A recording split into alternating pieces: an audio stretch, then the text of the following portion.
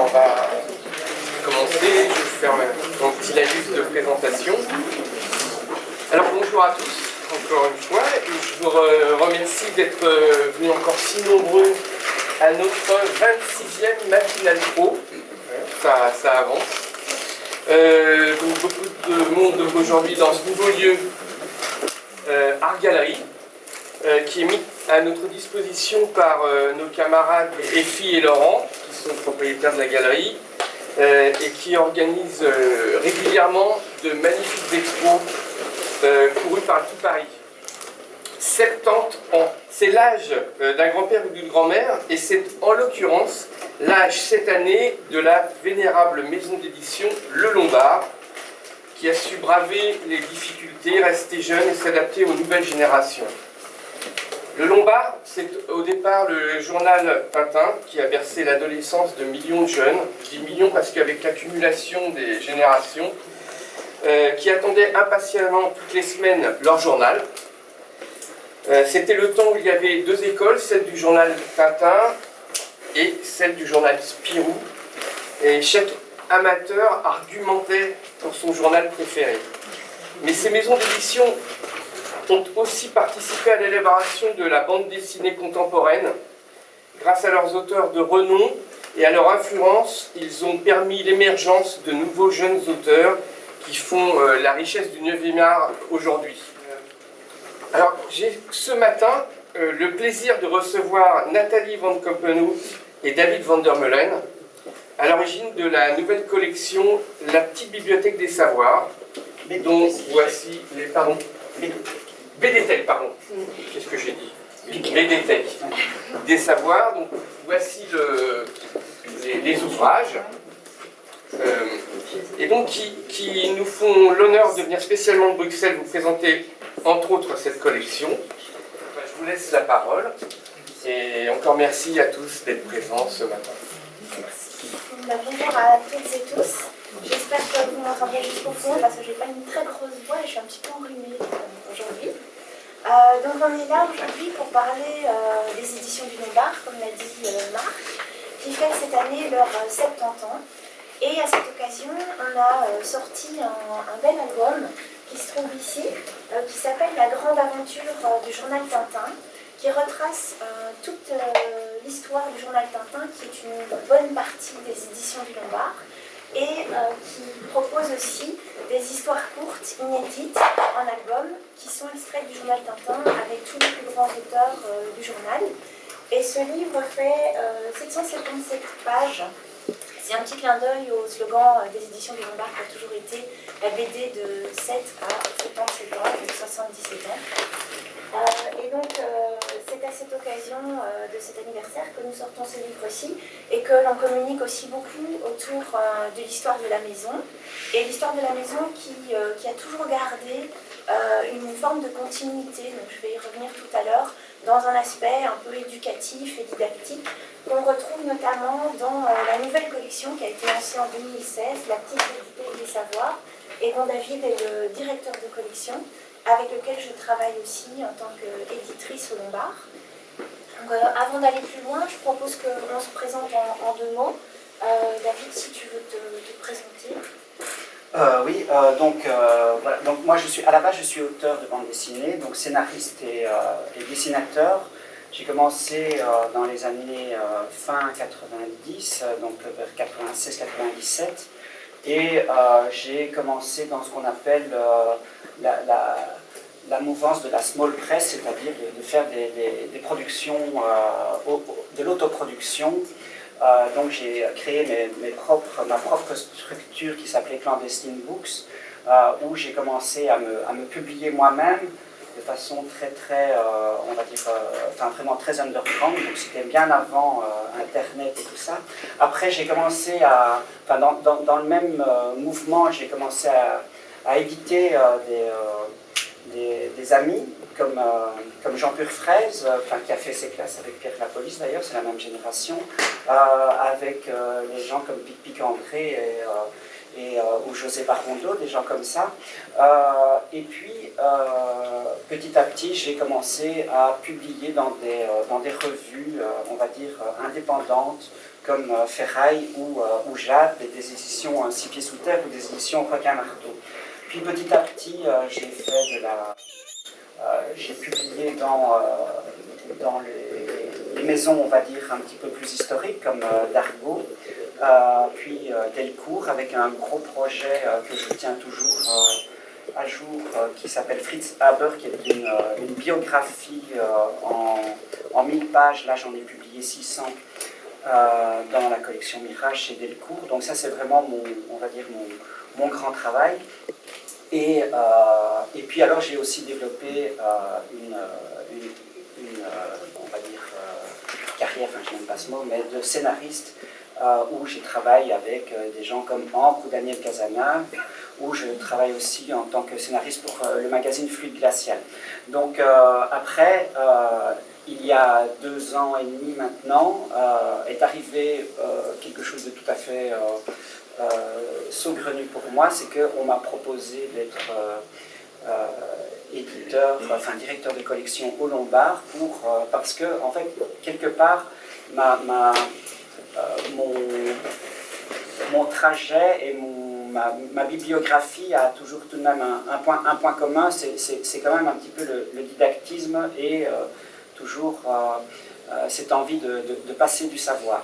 Donc de façon ou bien amusante ou bien de façon très très sérieuse, comme mon projet par exemple avec Fritz Haber, qui est un projet de bande dessinée véritablement pour adultes, c'est-à-dire que c'est pour des gens qui ont au-delà de 18-19 ans quand même. Il faut quand même un gros bagage culturel pour savoir, pour appréhender facilement ce travail. Après, j'ai fait des choses aussi didactiques beaucoup plus amusantes, comme par exemple dans la revue dessinée, que je suppose que vous devez connaître, qui en est maintenant à son 13e ou 14e numéro. C'est les auteurs pour une matinale. Voilà. Et donc la revue dessinée, j'en suis un des initiateurs, puisque je suis dès le premier numéro, et je suis avec Daniel Casanave, nous sommes des auteurs récurrents, on est des rares auteurs à être quasiment dans tous les numéros. Donc ça, c'est quelque chose qui a toujours été mes deux axes en tant qu'auteur, c'est-à-dire passer du savoir et raconter des choses qui sont vraies, passer de la culture par le mode de la bande dessinée. Donc c'était un petit peu cette idée de faire la petite BDthèque des savoirs, c'était quelque chose que j'avais toujours imaginé, toujours envisagé, rêvé, mais jamais en m'envisageant moi-même de l'initier moi-même. Donc quand les éditions du Lombard et Gauthier Van Merbeek, son directeur, m'ont proposé de faire ça, j'ai effectivement pris je l'ai pris au mot, et donc j'ai mis entre parenthèses ma carrière d'auteur, on va dire, parce que c'est quelque chose comme je ne suis qu'avec Nathalie pour faire cette collection qui a débuté ce mois de mars. Donc on a déjà à l'heure actuelle 12 titres. Donc c'est avec un flux et une production très intense, puisqu'on sort, là on a sorti 12 titres en 9 mois, et que c'est quand même des livres qui font une centaine de pages à chaque fois. C'est quand même un sacré boulot, surtout que nous sommes qu'à 2. Voilà. Donc là, je pense que j'ai fait un petit tour complet voilà. Sur ton parcours. De mon côté, en fait, moi je suis éditrice aux éditions du Lombard, et je vais faire plus court que David parce que je ne suis pas auteur. Mais donc j'ai fait un parcours assez classique avec des études de philologie romane, donc c'est les philo et lettres en Belgique.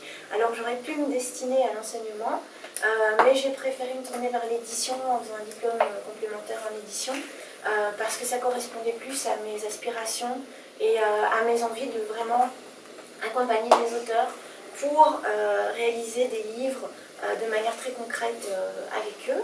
Alors dans le catalogue du Lombard, moi je suis responsable de la jeunesse, donc de plein de séries comme Du Cobu, Les Schtroumpfs, Yakari, donc des séries qui sont des grandes marques du Lombard.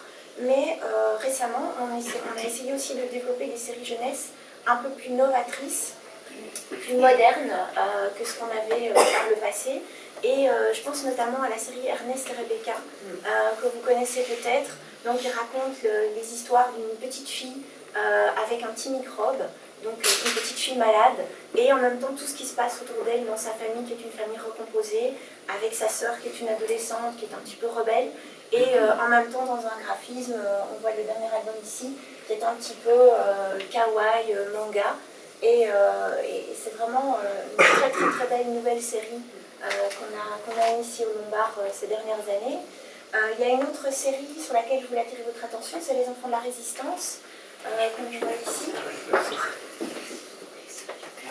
Alors, Les Enfants de la Résistance, c'est une nouvelle série donc, de Herse et Dugommier, qui sont des auteurs qui avaient déjà fait pas mal de séries avant, mais c'est vraiment avec cette série-là qu'ils ont émergé et qu'ils ont révélé tout leur talent, notamment avec le travail graphique de Benoît Herse, qui s'est complètement exprimé et développé avec les couleurs directes. Et donc c'est un album qui est à la fois éducatif, mais aussi tout à fait ludique et tout à fait aventureux. Donc ça raconte l'histoire de jeunes enfants qui, pendant la Deuxième Guerre mondiale, vont devenir des enfants résistants et donc qui vont en secret mener des actions de résistance en s'associant avec des adultes résistants, mais sans que leur identité soit révélée. Donc c'est des histoires qui sont inspirées d'histoires vraies, et donc c'est en ça que c'est fascinant. Et il y a un vrai travail, un vrai art de raconter les aventures de ces enfants en bande dessinée. Donc c'est vraiment une série qu'on a envie de pousser, qui fonctionne déjà très très très bien et qui pour les bibliothèques et médiathèques, à mon avis, peut être très intéressante à défendre, si ce n'est pas déjà le cas.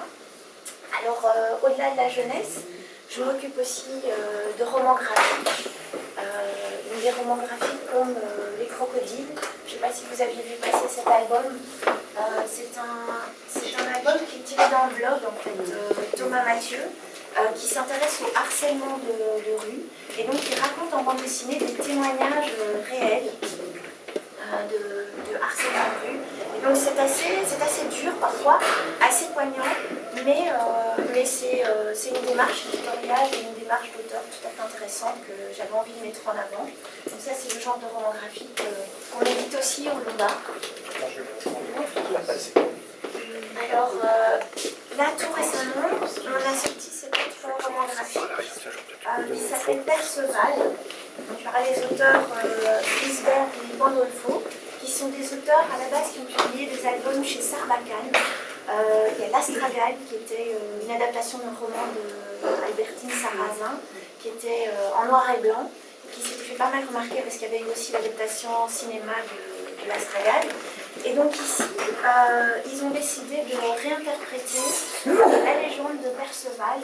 Donc Perceval, une légende arthurienne des chrétiens de Troie, mais de manière beaucoup plus intimiste et beaucoup plus comme un récit initiatique qu'une histoire pure d'heroic fantasy.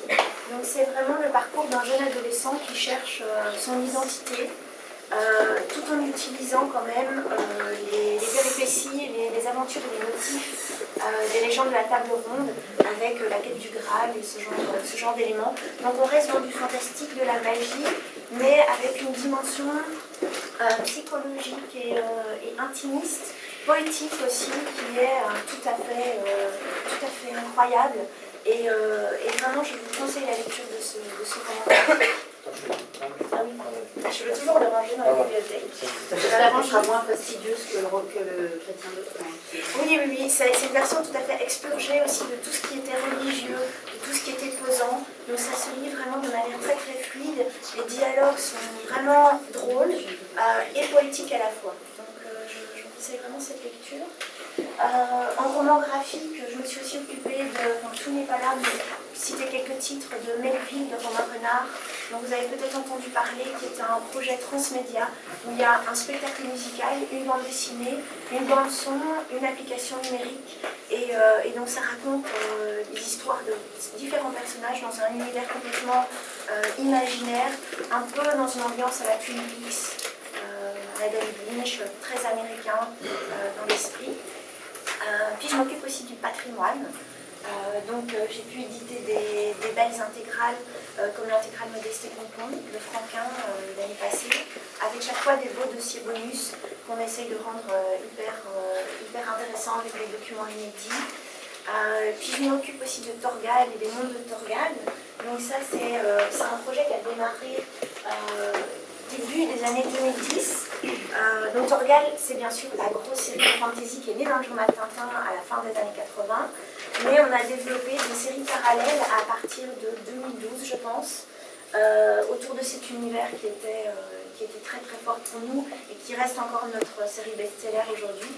Donc il y a la jeunesse de Torgal, il y a Douvres, il y a aussi les aventures de Chris de Valnor, donc c'est les personnages secondaires dont on raconte les aventures en parallèle de la série mère Torgal. Et puis je m'occupe aussi de la petite vérité de savoir sur laquelle on reviendra plus tard. Mais avant de parler un peu plus en détail de l'histoire du journal Tintin et du Lombard, je propose de regarder une petite vidéo sur le Lombard qui a été réalisée avec l'aide du dessinateur Clark.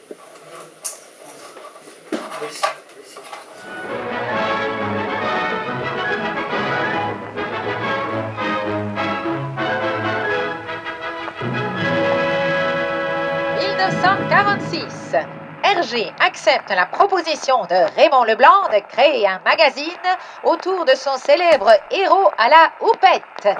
Et c'est ainsi que naissent, à Bruxelles, les éditions du Lombard.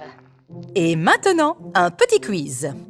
Les éditions portent le nom du Lombard parce que, réponse A, Raymond Leblanc souffrait de problèmes au lombaire.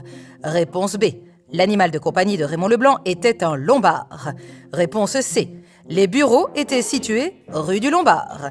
Réponse D, la réponse D. C'est le 26 septembre 1946 que sort le premier numéro du journal avec des héros comme Tintin et Milou, les aventures de deux amis inséparables, Blake et Mortimer, les aventures de deux amis inséparables, Hassan et Kadou, les aventures de deux amis inséparables, et Corentin et son tigre, les aventures de deux amis inséparables et un gorille. Bon, on est bien d'accord, à peu près 0 fille dans tout ça. Mais bon, à l'époque, tous ces garçons entre eux, ça ne gênait personne. Ah, qu'est-ce qu'on était tolérants quand même.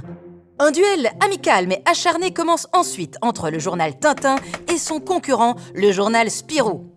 Une technique qui sera reprise avec succès 15 ans plus tard par les Beatles et les Rolling Stones.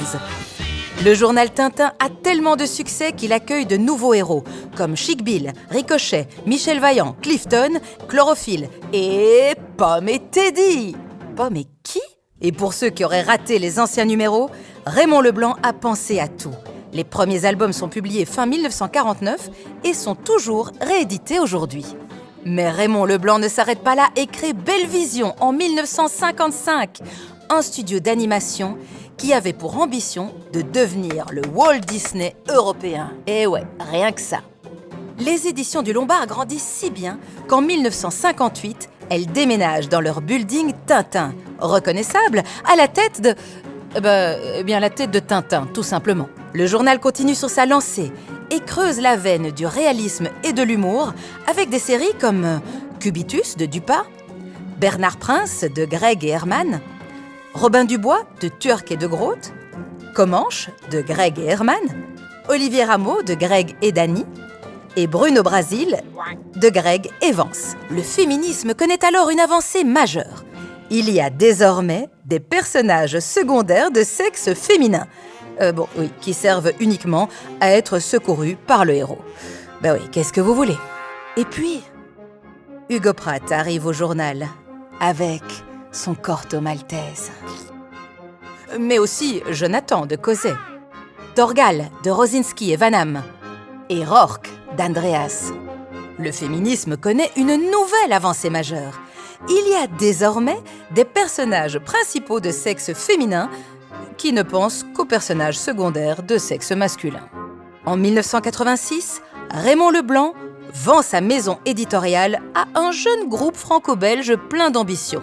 Ce mastodonte éditorial rassemblera par la suite sous sa bannière les concurrents d'hier, en accueillant également Dargaud et puis Dupuis. Média, participation. 2 ans plus tard, le journal Tintin s'arrête, après 42 ans qui auront marqué l'histoire de la BD. Mais ce n'est pas la fin des éditions du Lombard. Celles-ci renforcent leur équipe avec des transferts. Des Schtroumpfs de Benoît Brisefer, Joan Pirlouit, Yakari, Léonard, mais aussi de l'élève du Cobu. À la fin des années 90, c'est la collection Troisième Vague, référence du thriller en BD, qui est lancée avec Alpha, IRS, Niklos Skoda ou encore Capricorne. En 1994, la collection signée voit le jour avec Histoire sans héros de Vanham et Dany ou encore À la recherche de Peter Pan de Cosset. Aujourd'hui, la collection a vu défiler presque tous les grands noms de la profession, de Will à Rosinski, en passant par Book ou Herman. Le Lombard n'oublie pas pour autant les romans graphiques, qui seront très bien accueillis par la presse. Arrivent ensuite les adaptations à l'écran. Yakari, Ernest et Rebecca à la télévision, du Cobu, les Schtroumpfs et Angry Birds au cinéma.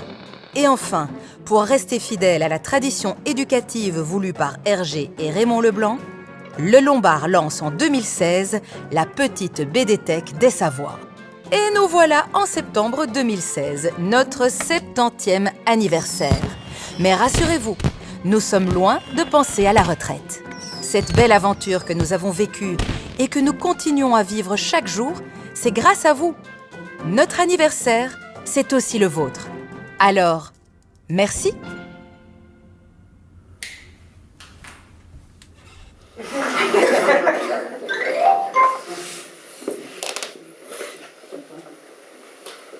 Et voilà, donc je pense que cette vidéo est assez complète sur toute l'histoire du Lombard.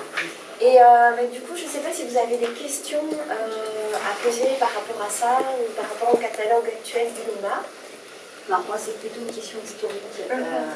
Tintin a toujours été publié chez Casterman. Alors en fait, il a été publié dans le journal Tintin, parce que Raymond Leblanc a créé le journal Tintin avec Hergé. Et donc il y a eu le Temple du Soleil, qui était l'histoire qui a été publiée dans le journal Tintin. Après, je pense qu'un album, effectivement, il n'a pas été publié au Lombard, il a toujours été publié chez Casterman. Donc ça, c'est les aléas de la publication d'albums et des auteurs qui quittent une maison plutôt qu'une autre. Mais c'est vrai que c'est étrange. Mais c'est comme Alix, qui est né dans le journal Tintin et qui maintenant est publié chez Casterman aussi. Est-ce qu'il y a d'autres questions sur l'historique du Lombard? C'est un petit mot sur Raymond Leblanc, donc qui était en fait un résistant et qui, juste après la guerre, a lancé les éditions du Lombard avec la création du journal Tintin. Et il avait vraiment un vrai esprit d'entreprise, et c'était un vrai entrepreneur. Et donc il a eu quand même une vision incroyable à cette époque de vouloir raconter de manière ludique des choses un petit peu éducatives et aventureuses pour la jeunesse. Et il ne s'est pas cantonné au journal Tintin, parce qu'il a créé aussi Web Vision, qui est un studio de dessin animé, Publiart, qui était une agence de publicité. Donc c'était vraiment un vrai entrepreneur dans l'âme et une personnalité tout à fait particulière, sans qui, je pense, on n'en serait pas là aujourd'hui. Donc c'est quand même, tout est né vraiment de cette personnalité qui s'est associée avec Hergé, avec Edgar P. Jacobs, avec Tuvelier, Martin, qui a vraiment repéré tous les talents de l'époque. Par rapport à l'esprit du journal Tintin, on parlait tout à l'heure aussi du journal Spirou. Les esprits sont vraiment très très différents, parce que dans le journal Tintin, on avait des séries d'humour, mais avec Greg notamment, qui était un des rédacteurs en chef du journal dans les années 60, il a développé vraiment de nouveaux types de héros, beaucoup plus réalistes, beaucoup plus complexes dans leur psychologie. Je pense notamment à Jonathan de Cosset, Rourke de Andreas, Martin Milan, il y avait aussi les héros de Herman et de Dany, Olivier Rameau. Donc il y a vraiment une tradition plus réaliste et moins de gags chez Lombard et chez Tintin que chez Spirou. En gros, on fait vraiment de la BD d'aventure. On a un axe BD d'aventure avec des séries comme Croisade, de la fantasy d'aventure, Torgal. On a l'axe troisième vague avec les polars, les thrillers. Ça a été lancé début des années 2000. Et l'idée de Hussan, qui était le directeur éditorial à l'époque, c'était vraiment de concurrencer un petit peu les séries et le cinéma et de créer une collection qui soit les bandes dessinées du troisième millénaire. Donc ça, c'est la veine troisième vague. Il y a la collection signée, qui a une collection de one-shot de grands auteurs, comme Herman, Cosset, Rosinski. On a bien sûr la jeunesse, donc j'en ai parlé déjà un petit peu tout à l'heure avec les séries plus d'humour, avec des héros déjà un petit peu anciens comme Yakari, Ducobu, plus les nouvelles séries comme Les Enfants de la Résistance et Ernest et Rebecca. Puis on a le Patronal avec toutes nos intégrales qui reprennent justement pas mal de séries du journal Tintin. Et puis on a tout ce qui est roman graphique. Là, c'est vraiment chaque fois des projets particuliers. Donc on n'a pas une collection spécifique de romans graphiques, c'est chaque fois un objet, un projet qui trouve son propre écrin. Et puis on a la petite BD Tech des Savoirs, sur laquelle je vous propose de revenir à présent et de regarder une petite vidéo aussi en intro. Vous vous réveillez un beau matin, vous êtes un être humain, vous vous dites qu'est-ce qui s'est passé pour que j'existe. La science vous permet, non pas de tout comprendre, loin de là, mais en tout cas de déchiffrer les grandes lignes et vous raconte des histoires extraordinaires, le rôle des étoiles, le rôle des galaxies, le rôle des trous noirs. Vous savez, ça fait comme un beau conte. Moi j'appelle ça la belle histoire. La belle histoire, c'est comment on est devenu ce que nous sommes aujourd'hui. Grâce à l'image, justement, on peut faire passer des messages et faire mieux comprendre ce que c'est que ces machines extraordinaires que sont les requins. Il faut convaincre les gens. Il ne faut pas leur dire, voilà, il ne faut pas toucher à la nature. Il faut essayer de leur faire comprendre pourquoi il est utile et intéressant de conserver les requins. On s'est dit, on va surtout partir en effet des clichés qu'ont les gens. Et moi, comme je ne suis pas une spécialiste, je me suis dit, alors pour moi, l'intelligence artificielle, c'est quoi? On a demandé à des scientifiques ce qu'ils en pensaient. Nous, on s'attendait à ce qu'ils disent, ouais, c'est pour bientôt, on fera ça plus tard. Et ils sont plutôt, oh là, ouh, bou, faudrait déjà qu'on règle ça. Il y a encore du temps. Et ils sont même à l'opposé de ce qu'on peut lire. Quand je lis des livres, j'aime bien les vulgarisateurs qui ont de bonnes comparaisons, des bonnes métaphores, qui vont vous faire des comparaisons pour vous faire comprendre la taille des planètes. Ils vont vous dire, imaginez un petit poids et un truc comme ça. Moi, je peux le mettre en image. Et la BD le permet. On a nos limites de budget. Moi, je peux aller dans le présent, dans le passé, je peux me projeter dans le futur. Et puis, c'est un capital, je pense, sympathie, la BD qui est très utile. Le heavy metal, c'est le dernier univers pur d'un certain esprit rock'n'roll des origines. C'est une façon de faire ça au monde. Il suffit de fréquenter les festivals pour constater qu'il y a là des gens de toutes les générations. On est là de 15 ans à pas d'âge. Revenir aux fondamentaux, essayer d'expliquer les bases, vraiment les bases, ça c'était le but. Ce n'est plus le public des conférences, des livres qui est toujours plus sérieux, entre guillemets, ça atteint un public plus général. C'est peut-être plus facile d'avoir un regard un peu distancié de vulgarisateur et donc essayer d'aller à l'essentiel.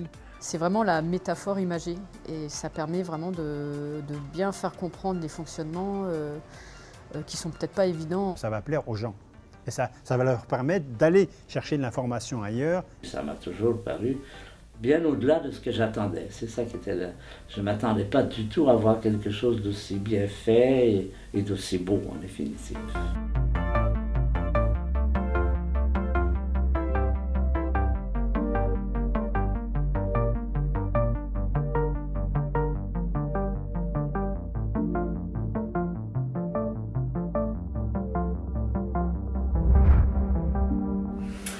Voilà, pour que ce soit un peu plus ludique à l'image de la collection, je vous propose d'en parler sous la forme d'un petit entretien que je vais faire avec David. Alors David, est-ce que tu peux nous expliquer quels sont les grands principes de la collection? Quel est le concept de base en fait? Alors c'est un concept assez simple finalement, c'est réunir pour un album de bande dessinée un spécialiste avec un auteur de bande dessinée.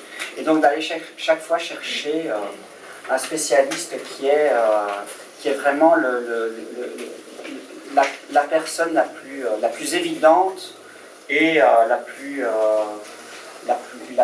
plus acceptée aussi, qui fait aussi autorité dans son domaine, et d'aller faire quelque chose de vraiment de très universel, puisque on s'interdit aucun sujet, et donc on fait autant de la culture, avec de la musique, que du droit, que de la biologie. Oui, voilà. Alors on a divisé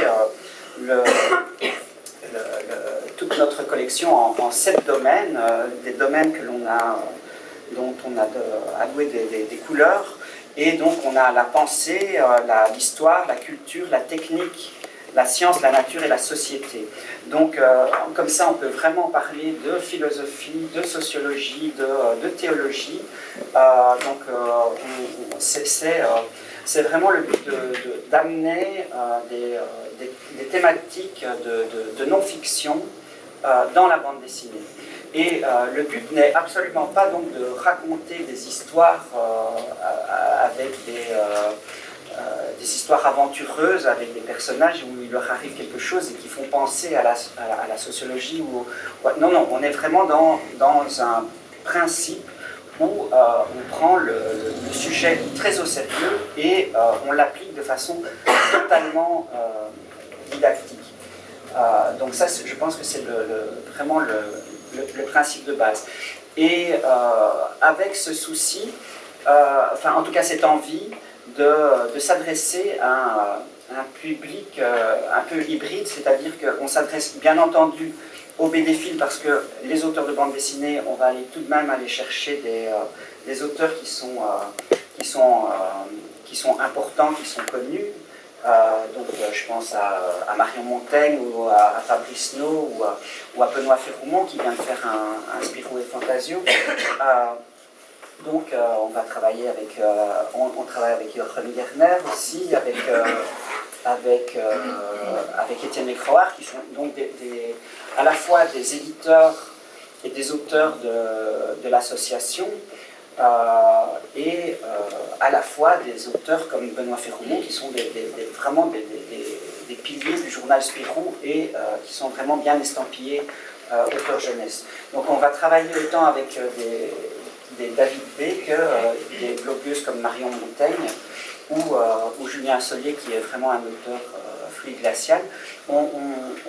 L'idée est vraiment d'aller chercher des auteurs un petit peu partout et d'être aussi quelque part un petit peu universel dans ce côté-là. Et donc ça, c'est aussi pour parler aux BDphiles, mais en fait un des enjeux et une volonté du projet, c'est aussi d'aller chercher des non-BDphiles et les gens qui ne sont pas des lecteurs de bande dessinée.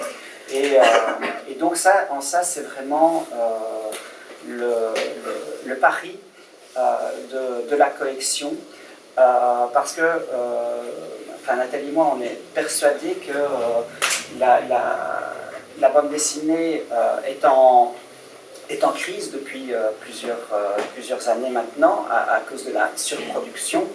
C'est-à-dire que moi, par exemple, quand j'ai commencé à être auteur, il y avait 950 titres par an. Et aujourd'hui, on en est à 5003, par exemple. Donc, en moins de 20 ans. Donc, il se trouve que le lectorat n'a pas multiplié de la même façon.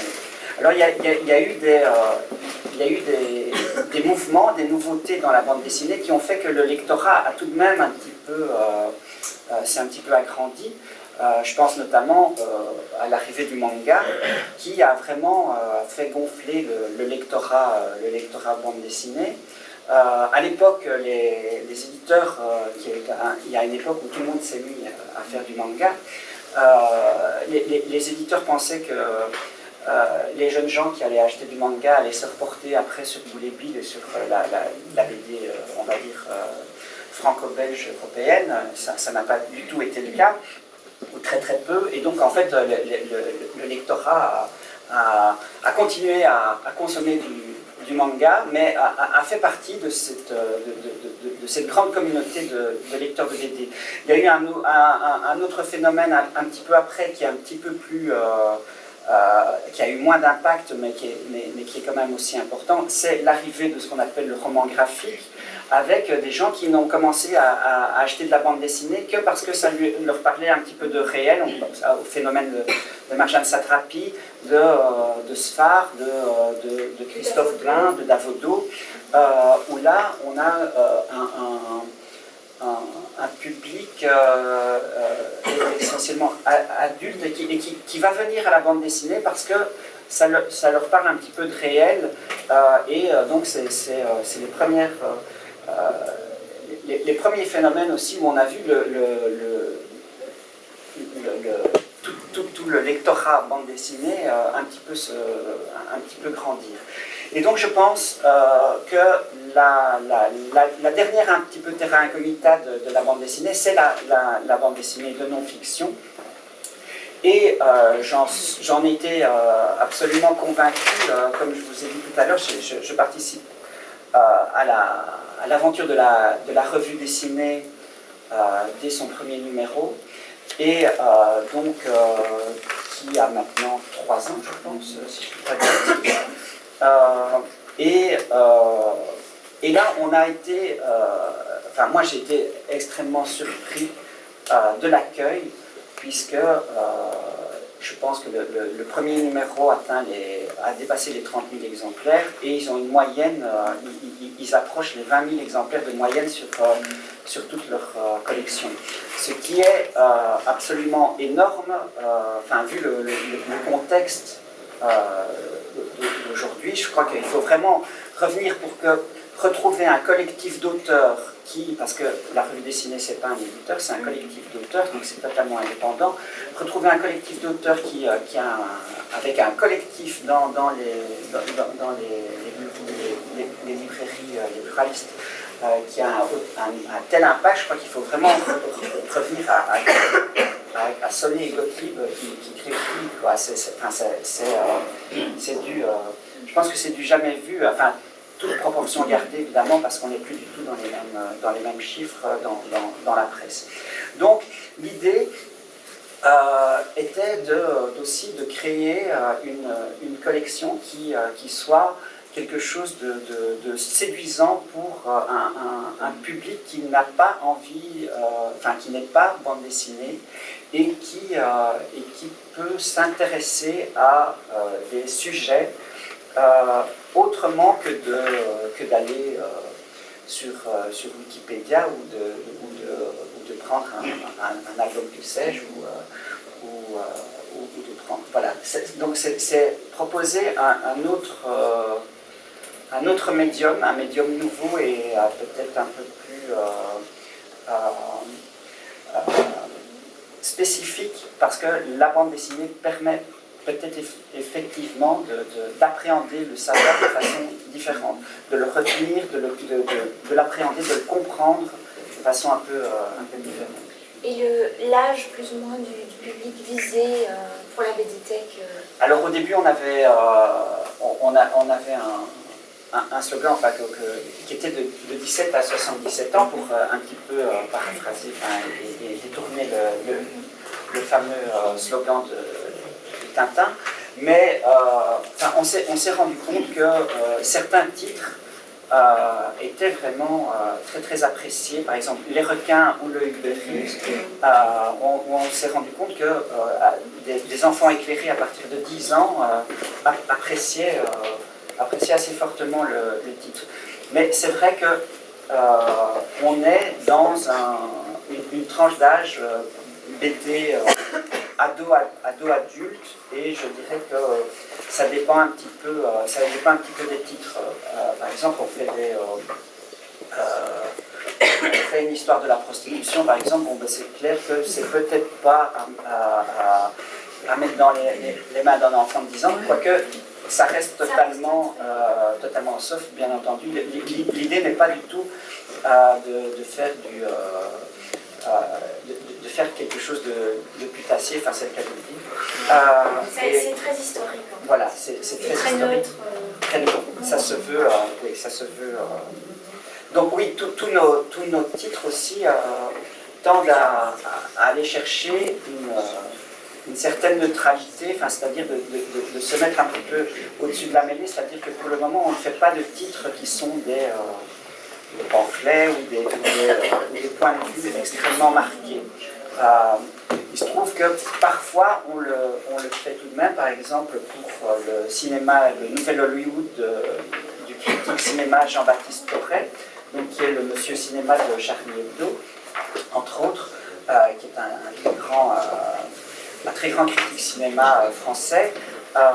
Eh bien, Torret a un véritable point de vue sur le cinéma américain des années 70 et il taille un peu dans le gras et par exemple les Spielberg et les Lucas en prennent pour leur grade bien entendu et donc c'est donc il y a une réelle prise de position culturelle et intellectuelle. Mais ce sont en général, on s'interdit le plus souvent possible. Là, de toute façon, c'est vrai que pour parler de cinéma, il est un petit peu difficile de ne pas se positionner, par exemple. Donc, c'est des choses qu'on accepte. Et comment est-ce que tu détermines les sujets à traiter et comment est-ce que on arrive à faire rentrer tout le contenu d'un sujet dans un aussi petit livre? Est-ce qu'on y arrive déjà? Alors oui, alors nos albums s'envisagent vraiment comme des clés d'entrée, donc ça c'est quand même très important, c'est-à-dire que c'est vraiment faire une proposition de dire, bon ben voilà, le nouvel Hollywood, qu'est-ce que c'est, et voilà, et donc c'est une clé d'entrée. D'ailleurs, à la fin des ouvrages, on propose d'autres lectures. Les auteurs proposent d'autres lectures beaucoup plus touffues et beaucoup plus complètes, peut-être aussi plus ardues. Donc on est vraiment dans quelque chose qui se veut une clé d'entrée et en même temps quelque chose qui est, comment dire, certains titres on arrive à faire le tour de la question. Par exemple, les requins, si vous lisez les requins, eh bien, je sais pas, on est quoi, sur 72 pages, ouais. Eh bien, on referme ce livre, on se dit, ah bon, d'accord, maintenant je sais ce que c'est un requin. L'auteur a vraiment réussi à faire tout un tour de la question, de la même manière que le minimalisme de Jochen Gerner et Christian Rosset. Ils arrivent à faire le tour de la question, et là, ça c'est par exemple aussi un titre dont je suis, Nathalie et moi, nous sommes très fiers, parce que c'était un livre, par exemple, qui n'existait pas, ni même dans le monde anglo-saxon, c'est-à-dire que c'est la première fois à notre connaissance qu'il existe un livre qui aborde le minimalisme dans son ensemble culturel, c'est-à-dire on peut trouver des livres sur le minimal art, sur la sculpture minimaliste, sur l'architecture minimaliste, sur la musique minimale, mais comme ça, pour la première fois, mélanger le cinéma, la bande dessinée, la sculpture, la peinture et la musique, je pense que c'est vraiment une des premières fois. Et là aussi, on a une excellente approche qui a été faite. Bon, par exemple, quand Hubert Reeves nous fait l'univers, on ne fait pas le tour de la question. C'est autre chose. Sinon, c'est pas un projet, c'est pas évident. Voilà. Donc, c'est déjà plus. Le défi est déjà plus grand. Et Et comment est-ce que ça se passe dans la collaboration entre le spécialiste et les auteurs de bande dessinée? Parce que les spécialistes ne sont pas forcément des scénaristes. Oui, alors, d'abord je voulais dire aussi que les binômes que l'on crée, Nathalie et moi, donc en fait c'est d'abord un peu du feeling. On est un peu des marieurs et on essaye de trouver les auteurs de bande dessinée qui vont vraiment s'intéresser et qui vont vraiment comprendre les spécialistes. C'est-à-dire que, par exemple, pour en revenir encore au minimalisme de Jochen Gernel, Jochen est un véritable auteur, dessinateur minimaliste qui, toute sa carrière, a vraiment développé un travail minimaliste. Bruno, qui a travaillé avec Torre pour le Nouvel Hollywood, a fait des bandes dessinées comme Lorna, qui sont de véritables albums qui pourraient s'envisager comme des films du Nouvel Hollywood, mais en matière en bande dessinée. Donc il y a ce souci de mettre toujours les gens créer un bon duo. Et puis, rappelle-moi ce que tu me demandais. Comment ils arrivent à travailler ensemble? Parce que les spécialistes ne sont pas forcément des scénaristes de BD. Oui, voilà. Alors, c'est pour ça qu'aussi on va prendre des auteurs assez confirmés, parce que c'est vraiment les auteurs. On ne demande pas en fait aux spécialistes de s'improviser scénaristes. On leur demande vraiment de nous donner un texte et une matière, comme s'ils allaient faire une conférence TED, par exemple. On leur dit, voilà, vous avez une demi-heure, 3/4 d'heure pour parler d'un sujet. Dites-nous, écrivez-nous un texte, et un dessinateur va s'emparer de votre texte et va le mettre en scène, et il va le découper. Et va lui trouver un axe. Alors on a pour le moment on a 25 titres en route qui ont déjà été publiés, et il est clair qu'on a en fait on a 25 méthodes différentes. Alors il y a des auteurs qui jouent le jeu du ping-pong, donc c'est-à-dire qu'il y a des auteurs qui s'impliquent, des spécialistes qui s'impliquent très fortement, des spécialistes qui s'impliquent moins parce que le médium de la bande dessinée leur fait un petit peu peur, et donc ils n'osent pas trop s'impliquer, mais ils sont rares, mais ça existe aussi.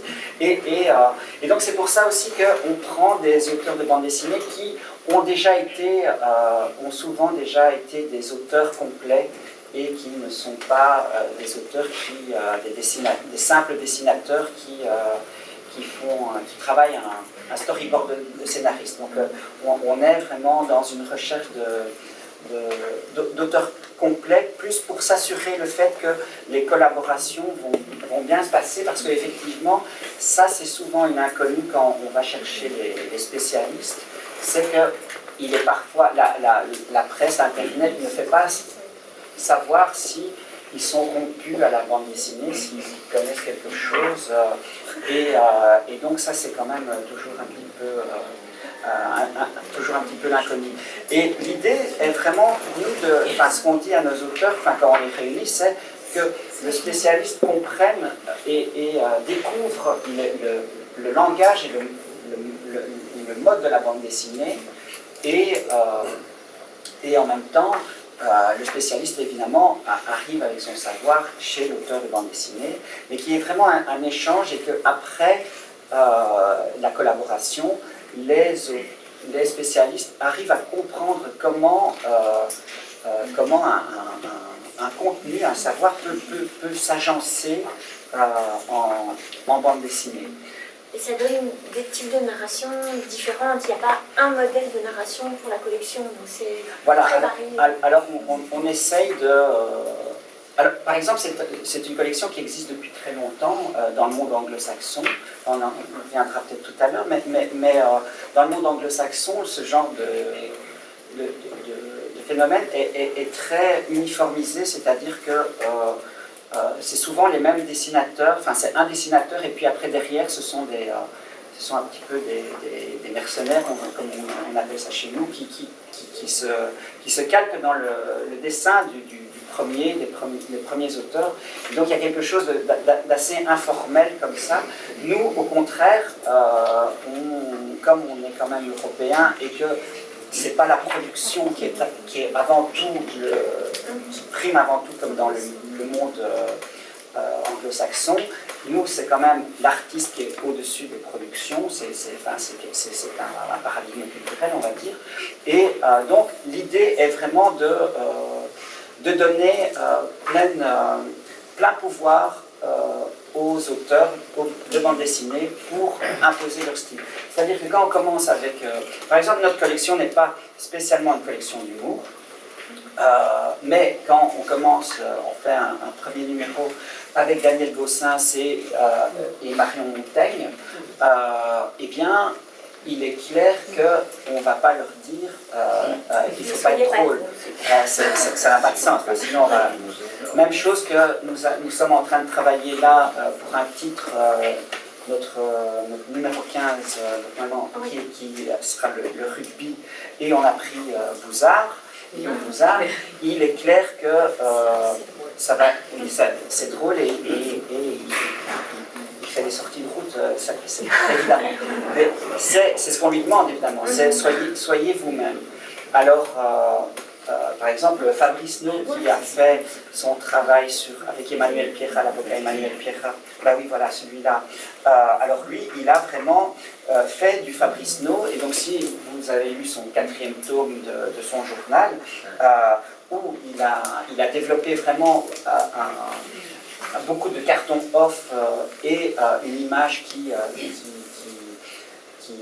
dialogue avec, et qui est complémentaire, ou qui n'est pas illustratif du texte, mais qui lui donne une autre information, qui lui donne une traduction d'image, avec une traduction de sens et un complément de sens, et bien là, on est parti sur, par exemple, un album qui est totalement en carton off, ou bien quand on demande à Hervé Bourris pour travailler sur le heavy metal, il est clair que si vous connaissez un petit peu le travail d'Hervé Bourris sur son petit livre rock, le petit livre des Beatles et tous ces albums qu'il a fait sur la musique, qui sont alors il a trouvé un espèce de langage qui est tout à fait particulier, puisque c'est un langage texte-image, mais qui est une espèce de patchwork qui est à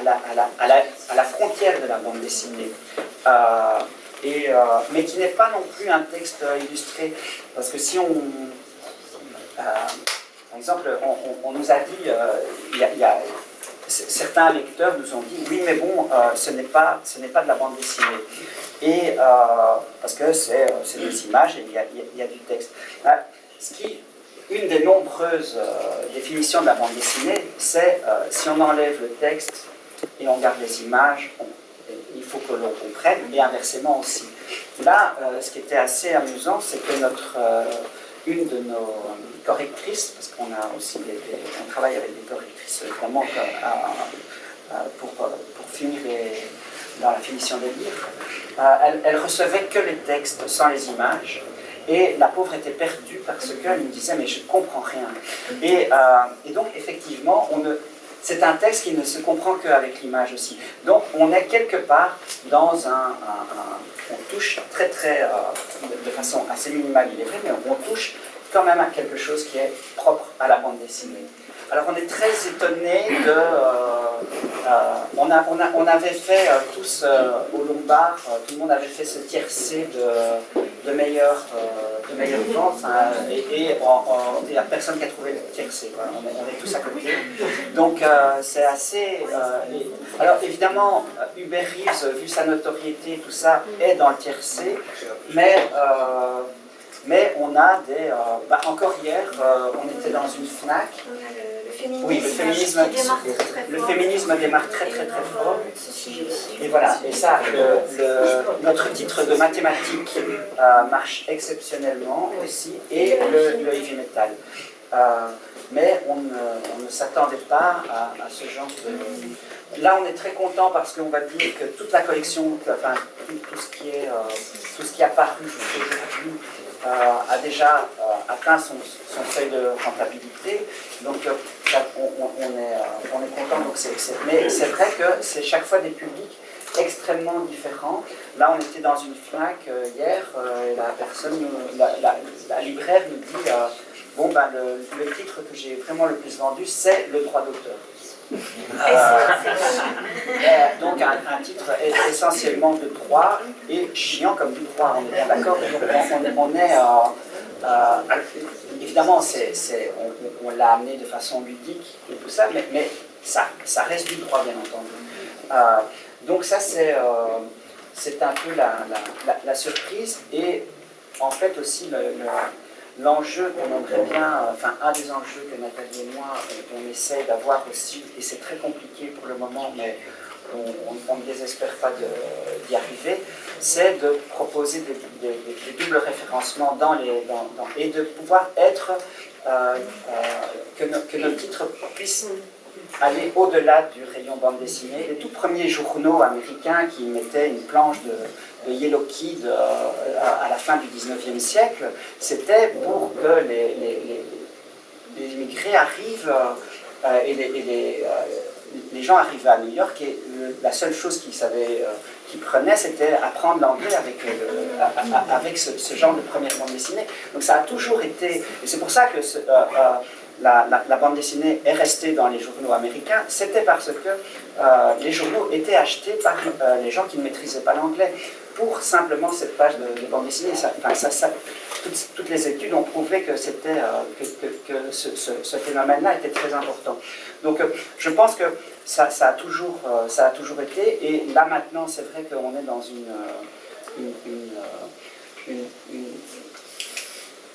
on est dans un très bon moment pour la bande dessinée. Pour la création, en fait. Pour la création. On est dans une crise économique et une paupérisation des auteurs sans précédent, où là vraiment on est vraiment dans quelque chose d'absolument abominable et d'extrêmement dangereux, et je pense qu'il va y avoir, on va en voir des conséquences graves dans les 5 à 10 ans qui viennent.